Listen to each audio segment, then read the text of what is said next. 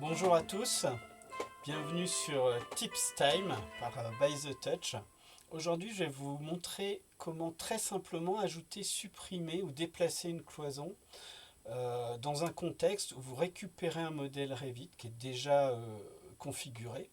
Vous êtes complètement novice et vous avez besoin de faire quelques adaptations, quelques modifications. Allez, c'est parti. J'ai ici ma fenêtre de Revit, d'accord ? Dans un onglet de feuilles, donc j'ai un cartouche au format A3 avec un extrait de plan. Voilà. Donc, moi, ce qui m'intéresse là, ça va être de, par exemple, rediviser cette salle de classe ici en deux. Voilà, donc je vais ajouter une cloison.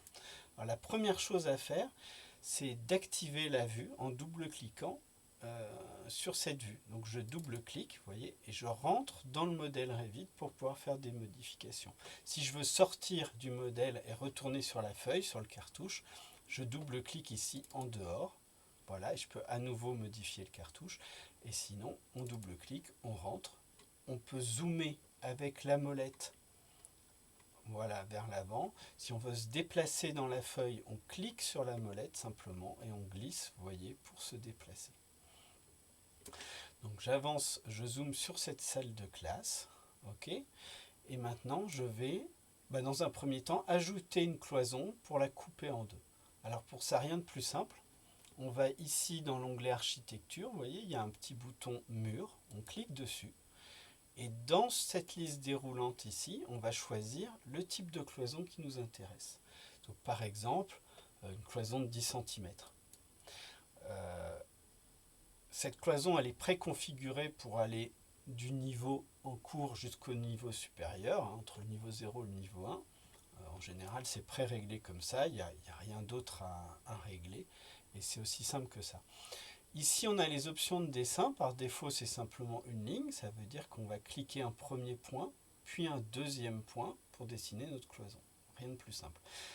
Donc, ce que je vais faire ici, vous voyez, je vais aller par exemple sur ce petit morceau de mur, choisir un point. Je clique, voilà. Et je vais ici, tranquillement, jusqu'à la cloison en face. Et je clique à nouveau. Voilà. Et ma cloison est dessinée. Rien de plus simple, vraiment rien de plus simple. Maintenant, si je veux la caler, la déplacer un petit peu, je la sélectionne, d'accord. Vous voyez que j'ai des cotes automatiques qui apparaissent ici. Je peux déjà, dans un premier temps, tout simplement rentrer une valeur au clavier. Donc là, j'ai 3,41,33. Si je veux la placer, par exemple, à 3,50 m, je vais taper 350 parce que j'ai l'habitude de dessiner en centimètres. Et je valide. Voilà. Ma cloison s'est déplacée. J'aurais pu tout aussi bien utiliser ici la fonction déplacer, ce petit symbole ici avec les petites flèches.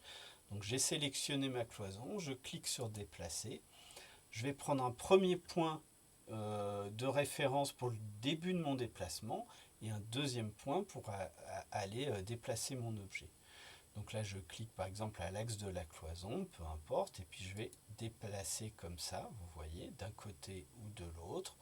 Et bien si je veux la déplacer ici par exemple de 20 cm, et bien soit je zoome, j'arrive à voir ici la cote. Alors, à l'écran, c'est pas très visible, mais on verra que c'est écrit 20 cm.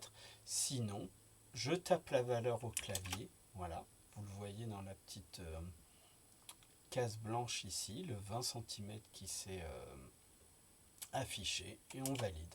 Voilà. C'est aussi simple que ça. Maintenant, si je voulais supprimer cette cloison, c'est aussi tout à fait simple. Je sélectionne ma cloison et j'utilise ici la fonction supprimer. On peut également utiliser la touche Supr du clavier. Ça fait exactement la même chose, il n'y a aucun problème. Voilà. Maintenant, si on veut aller un tout petit peu plus loin, par exemple ajouter une porte, donc je redessine ma cloison ici. Voilà. Quand j'ai fini une action, soit j'appuie sur la touche échappe, soit je reclique ici sur la petite flèche en haut à gauche pour pouvoir choisir un nouvel outil. Je vais aller ici, toujours dans architecture, vous voyez, il y a un petit bouton porte, on clique dessus. De la même manière, dans la liste déroulante, on va choisir la porte qui nous intéresse. Par exemple, une porte pleine de 93. Hein, on est en ERP, donc ça m'a l'air tout à fait indiqué.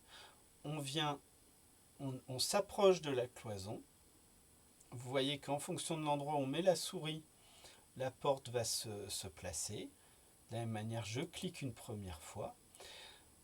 Quand j'ai fini, toujours échappe ou cliquer là sur modifier. Je peux sélectionner ma porte, changer son sens d'ouverture en fonction de ce que je veux faire. Je peux de la même manière avec l'outil déplacer venir la recaler à l'endroit qui m'intéresse, voilà, dans le plan sans aucun problème. Et de la même manière, si je voulais la supprimer, il suffirait que je clique sur supprimer. Donc là on a vu comment ajouter une porte, une cloison, la déplacer, la supprimer. Vous voyez que la salle de classe qui est indiquée ici, sa surface s'est mise à jour automatiquement. Hein, là j'ai 38 mètres 40. Si je déplace ma cloison, par exemple ici, là je vais mettre plutôt 3 mètres 30, hop, la valeur de la surface s'est mise à jour.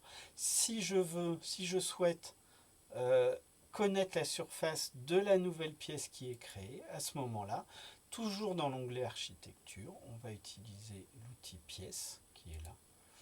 On clique simplement au milieu de la pièce et ça me crée donc une nouvelle pièce avec sa nouvelle surface. Pour la nommer, on clique sur l'étiquette, on l'appelle, je sais pas moi, local de stockage ou local de stockage, peu importe. Hein. Voilà. On écrit exactement ce qu'on veut. Et c'est mis à jour tout simplement. Voilà, donc maintenant qu'on a fait notre modification, donc avec la molette de zoom, je vais reculer comme ça, je vais double-cliquer en dehors, ma mise en page est mise à jour, et ensuite il suffira plus qu'à l'imprimer, hein, tout simplement, fichier, imprimer, voilà, et là je passe les détails, c'est hyper simple, la configuration A3 est préenregistrée, on valide et ça sort soit sur une imprimante, soit en PDF, il n'y a aucun problème. N'hésitez pas à liker la vidéo, à vous inscrire à la chaîne pour avoir les notifications et je vous dis évidemment à très bientôt, merci.